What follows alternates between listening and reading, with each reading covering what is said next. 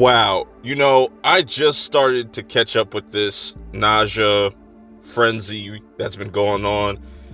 The first time I heard about this movie, there was a post on Discussing Film that it was about the past 2 billion. I was like, what the fuck? I haven't heard about this movie, and it's only been released in China, so I had just short amount of time to kind of catch up with everything. I watched the first one, was blown away, and going into this one, I was super fucking hyped and didn't know what to expect. And man, I just don't even know how to describe what I just watched.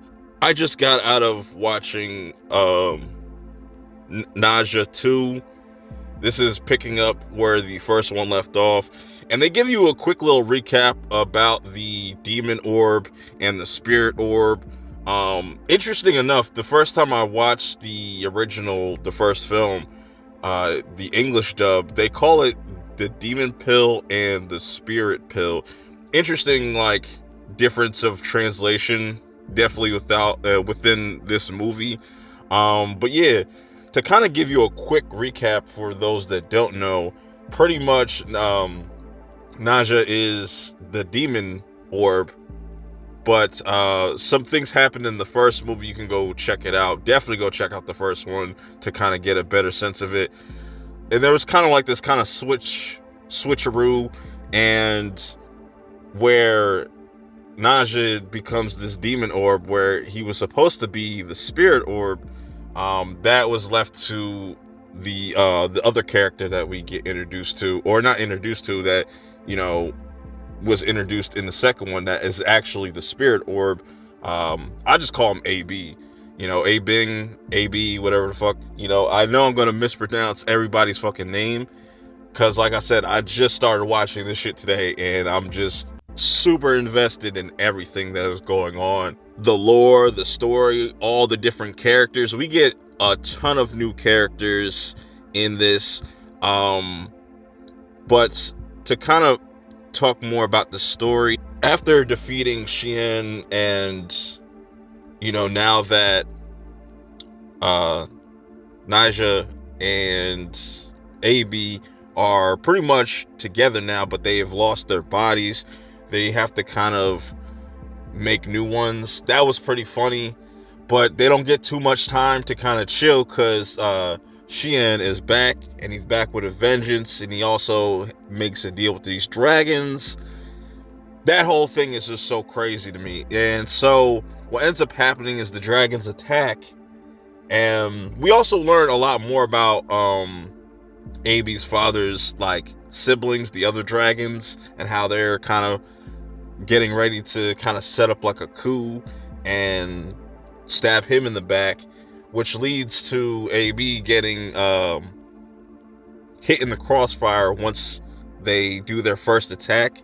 And this leads to AB kind of losing his body, so then he ends up not fusing with Ne Zha, but his spirit enters Ne Zha, because they're one in the same, kind of, not one in the same, but they are connected in that way. So that was really cool. And now they're kind of trying to finesse the courts of heaven, and to try to get an immortal body, to get this elixir. They want to get this treasure, so they have to kind of go through all these different levels to achieve this. And I know I'm probably doing a terrible job explaining this, but I'm just on a high right now, because I just love the lore that is expanded upon in this movie, with just talking about all the golden immortals, the 12 golden immortals, getting more into Xian and his brother's family and his lineage, and how the hierarchy kind of looks down upon humanity, and just how the story was kind of flipped, where you thought that the dragons were the bad guys, but in reality it's actually the other way around. But just seeing all the different places that we go in this movie is incredible, and just the visuals are breathtaking. The action is really where this movie shines, though. This movie's pacing does not let up. This movie's like 2 hours and 23 minutes, and man, it just feels like like the whole movie feels like one big third fucking act where it's just one action set piece after the next, and the stakes are raised to the fucking sky in this movie. It's insane. It's crazy when I looked at the budget for both of the movies. Like the first one was 20 and this one was 80.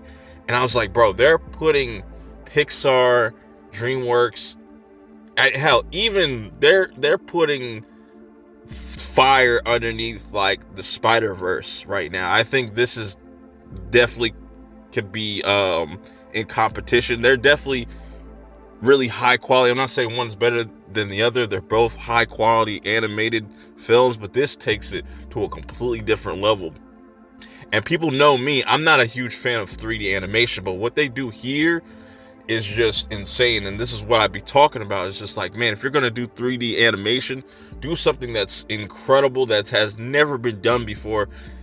Give some people like the craziest amount of visuals, like just the way characters interact with the environments or just certain elements is just insane. And just the scale is insane. I'm lost for words right now. I want to go see this again. Also, they did a really good job of setting up a third movie or future films. I'm all in it. Like you could give me 3, 4, 5, 6, 7, however many they want to do. Crazy.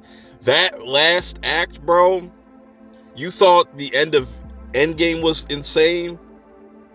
Bro, you haven't seen nothing yet. You definitely have to go see this in the theater. I highly recommend going to watch the first one. But if you want to just kind of see what the hype's about, it's definitely worth to just go watch this. You're definitely going to be entertained. I don't think you're going to be too lost because, like I said, they kind of fill you in on the first one pretty well. It just kind of gives you more context for certain things, and there's a lot of callbacks for the first one. If you want to see what those are, it will make you appreciate this movie even more. It's insane, bro. I love this movie, bro. This is the movie to beat. It's set such a high bar.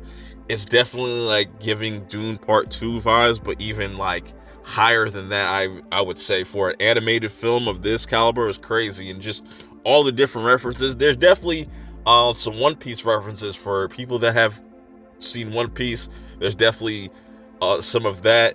Some of like, you already know Sun Wukong, like a lot of just Chinese mythology and just baked into this. It's incredible, man. I love the story. I love the direction that they take these characters and where they take Ne Zha's whole story is incredible to me, and I want to see where they go from here. I'm hoping that the next movie is like not too far away, because the first one didn't come out until like 2019, which is insane looking back, just kind of thinking about that. But overall, definitely go watch this. I can't recommend it enough. If you do get around to checking this out, let me know your thoughts. And also, man, the humor, I gotta talk about the humor. The humor in this is fantastic. They do a great job of balancing the humor. It's not too corny, it's not too cheesy, and balancing the dark and dramatic moments in this film.